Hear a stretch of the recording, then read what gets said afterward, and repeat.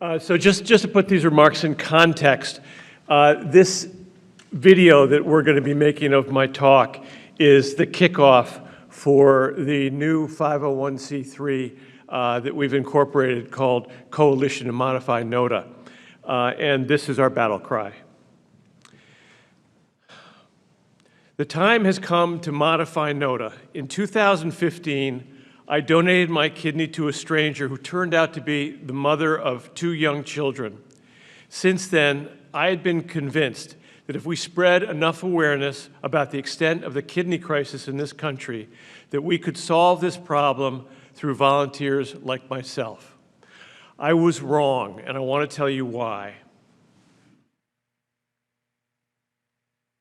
In the United States, there are more people with end-stage kidney disease, ESKD, than can fit in the 5 largest NFL stadiums combined.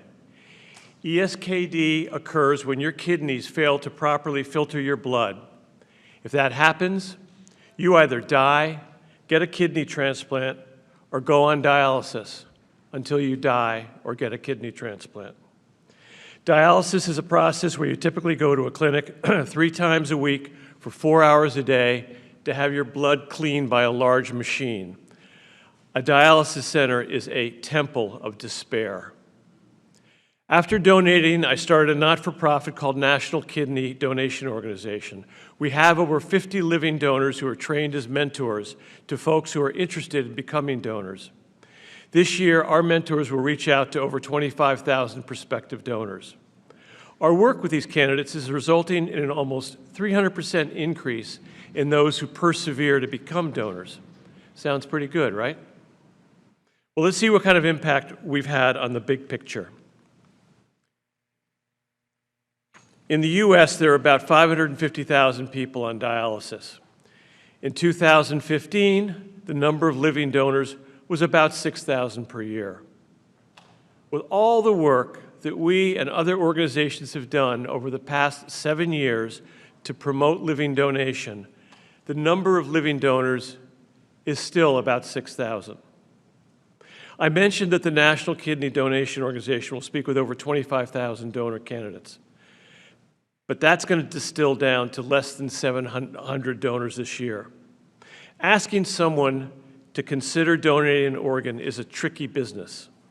It doesn't work unless they're already inclined to be a donor. Believe me, I've tried. There's also a limit to deceased donation. When people think of a kidney shortage, they immediately think, I'm a registered organ, registered organ donor, I've done my part. We should just focus on getting more registered organ donors. Here's the rub. The numbers don't work. Why? To be a deceased organ donor, you have to die in a particular, very rare manner. Even if we maximized our registered organ donation rate from 60% at present to 100%, we would only increase the available deceased donor kidneys by about 12,000 compared to the 500,000 in need of a transplant. Every life we impact is precious, and I feel really good about what we have accomplished for specific individuals. But the reality is, we are fighting a forest fire with a squirt gun. The kidney crisis is real, and I believe there is a solution that should be acceptable to most everyone.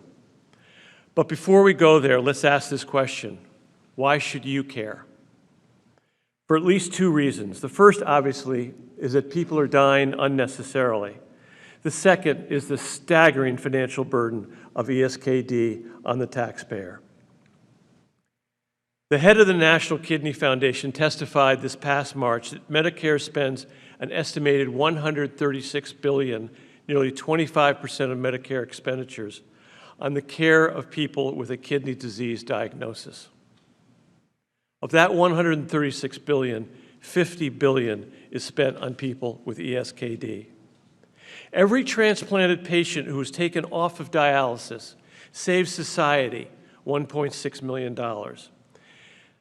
Ladies and gentlemen, we've run out of options. The supply is nowhere near the demand for kidneys, and the gap between the two is widening by the minute.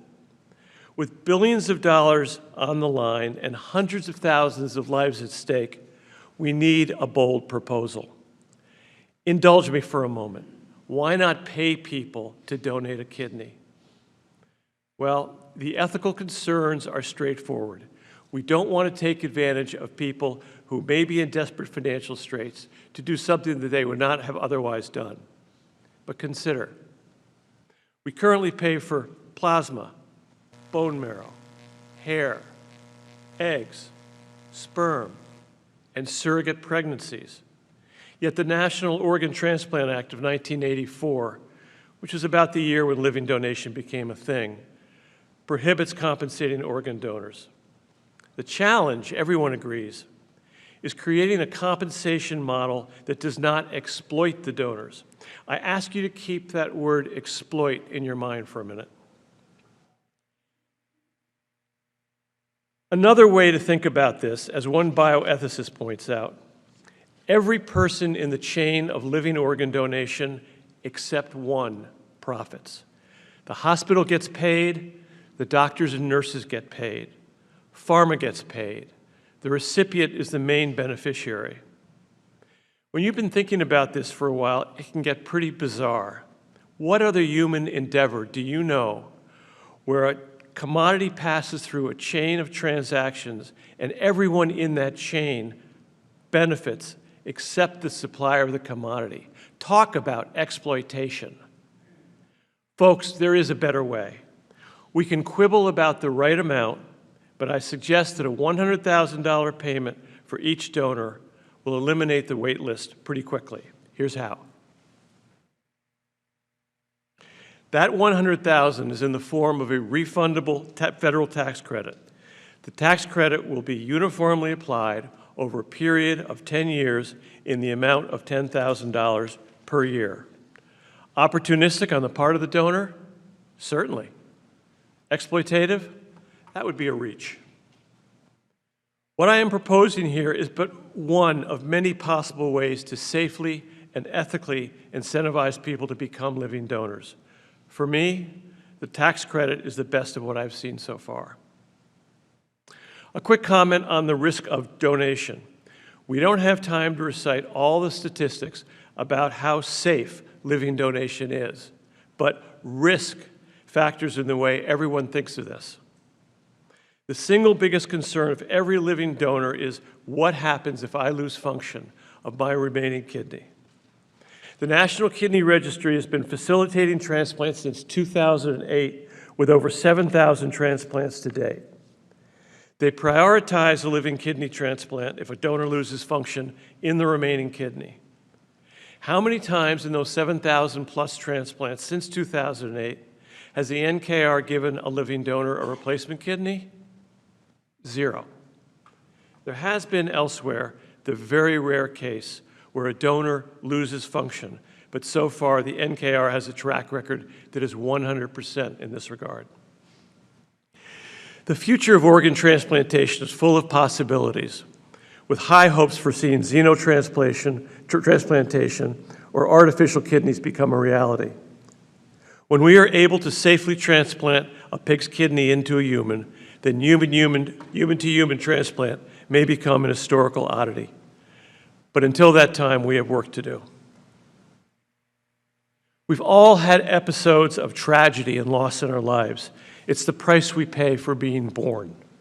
But let's eliminate unnecessary loss and pain where we have the ability to do so. This system is broken. We need a new idea.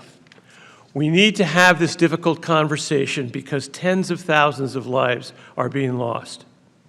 Let's figure out how to do this ethically and responsibly. Going forward, I will be working with a team to modify the terms of the National Organ Transplant Act. If you care to do so, please show your support by signing the petition at modifynota.org. That's modifynota.org.